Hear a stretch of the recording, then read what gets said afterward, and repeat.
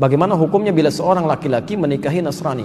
Maksudnya perempuan non-muslim, apakah perkawinannya sah? Apakah dia melakukan hubungan tidak atau berzina? Baik. Bagaimana dengan Nabi Nuh, Nabi Lut dan Asiyah, istrinya Fir'aun? Baik. Mari kita lihat, ini pertanyaan bagus sekali dan dikomparasikan dengan kisah yang berbeda dan kias yang berbeda. Pertama, larangan menikah beda agama itu jelas sekali. Quran surah kedua Al-Baqarah ayat 221, posisi paling kanan sebelah atas. Quran surah kedua Al-Baqarah ayat 221. Oke, wala tankihul musyrikati hatta yu'min wala amatun mu'minatun khairum min musyrikatin walau a'jabatkum. Wala tunkihul musyrikina hatta yu'minu wala 'abdun mu'minun khairum min musyrikin walau a'jabakum. Ulaika yad'una ila an-nar. Ulaika yad'una ila an-nar. Allahu akbar. Wala tankihul musyrikat, jelas, dan jangan pernah nikahi perempuan yang musyrik. Jadi enggak boleh laki-laki muslim menikah dengan perempuan yang musyrik, itu enggak boleh, haram hukumnya. Laknya nahyi di situ. Ya. Bapak Ibu sekalian, mana yang musyrik itu apa musyrik? Menyekutukan Allah kan? Ya, menyekutukan Allah. Ya, bagaimana dengan orang yang mengatakan Tuhan itu ada bapaknya, ada anaknya, kan? Tuhan itu 3, Tuhan itu bersyirikat. Itu yang paling musyrik luar biasa. Itu kezaliman terbesar. Innasyirka la zulmun azim, kan?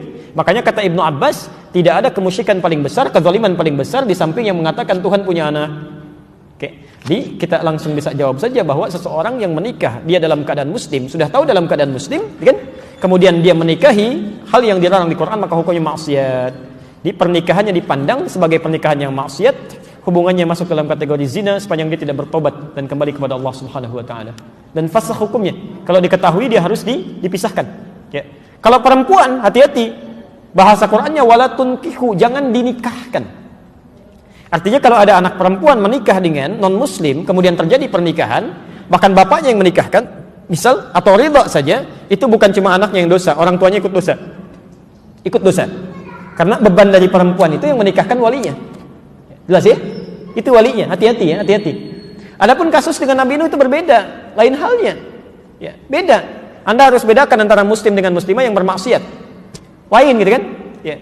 Nabi Nuh dalam keadaan muslim, dia berislam dengan baik, dalam keadaan sebelumnya sudah berumah tangga. Ya, diangkat mendapat hidayah, diangkat ditetapkan sebagai seorang rasul. Ya. Sama, Nabi Muhammad SAW itu kan hanif sebelumnya. Khadijah juga demikian. Ketika Nabi Muhammad diangkat sebagai seorang rasul, ditetapkan, ngajak istrinya kan berdakwah. Itu sudah berumah tangga, sudah hanif sebelumnya. Maka diajak mau ikut. Nabi Ibrahim ketika menemukan Allah, tadinya kan mencari. Lihat matahari, lihat bulan, lihat sana sini gitu kan, sampai menemukan Allah, diajak istrinya beriman. Nabi Nuh juga dalam keadaan demikian, mendapatkan risalah, beriman, diajak istrinya. Ya?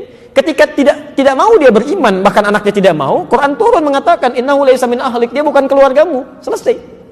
Pisah di situ. Tapi berarti dakwah berjalan. Ya. Sama dengan Asiyah kan? Asiyah dengan Fir'aun sudah berumah tangga sebelumnya. Ya, ketika Musa diutus didakwahi, Asiyahnya beriman, Fir'aunnya tidak. Ya kan? Cuma dia menyembunyikan imannya untuk berdakwah kan? Dia ajak dan sebagainya. Ya, itu poinnya. Itu poinnya. Tapi kalau misalnya seseorang sudah beriman sebelumnya, sudah muslim, ya, dan dalam keadaan belum menikah, tidak boleh menikah dengan pasangan yang bukan muslim atau tidak seiman. Dosa hukumnya.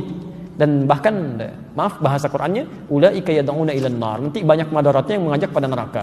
Hubungannya sudah salah, pandangannya sudah keliru, semuanya zina aja.